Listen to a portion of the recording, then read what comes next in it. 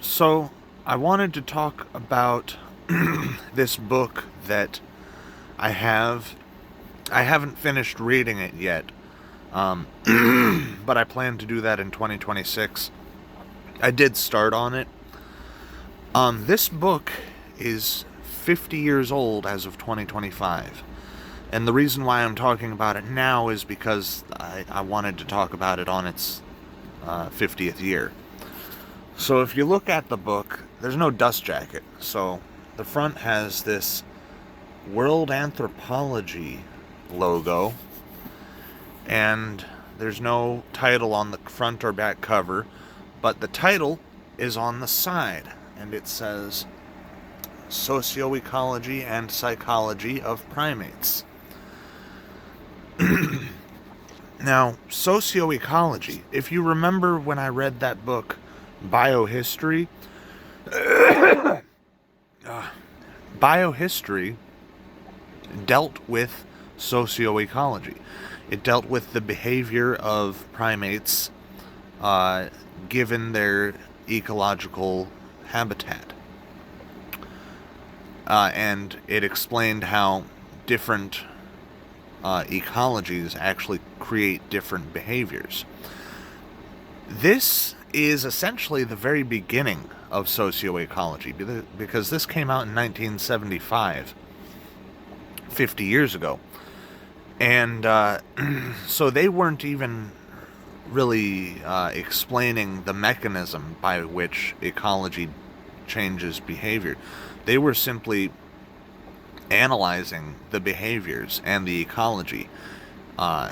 They may have made some links to that in this, but I haven't gotten that far in it. So, but this is actually an academic book, unlike biohistory, which was not fully academic. This is literally just scientific studies that are being published in a book format. And it is very detailed. Like they kept track of every little detail they could. For example, they were tracking the spider monkeys, and they tracked exact down to like the minute how long the spider monkeys were interacting with each other, and when they split up from each other, when they separated from groups. And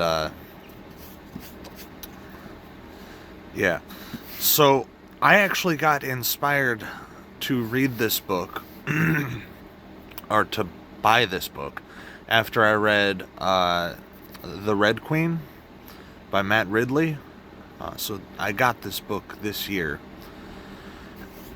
And the reason why is because The Red Queen actually made mention of socioecology, and when Matt Ridley described what socioecology was, I immediately recognized it as what Jim Penman was talking about in biohistory. So I wanted to know more about it, and I wanted to see the roots of what Penman was talking about. Penman, of course, never once used the term socioecology. That's probably because he came to his conclusions independently of these older scientific crossovers. So I look forward to reading this book in 2026. It actually is a very well kept book. The front and back covers are not faded. The spine is a little faded though. And the book's not like dusty or anything. And it actually doesn't smell too much like cellulose. It smells pretty good. So it has been very well cared for. So yeah, I just wanted to make a short little video talking about this book. and about the topic of socioecology. Thank you for watching. Peace.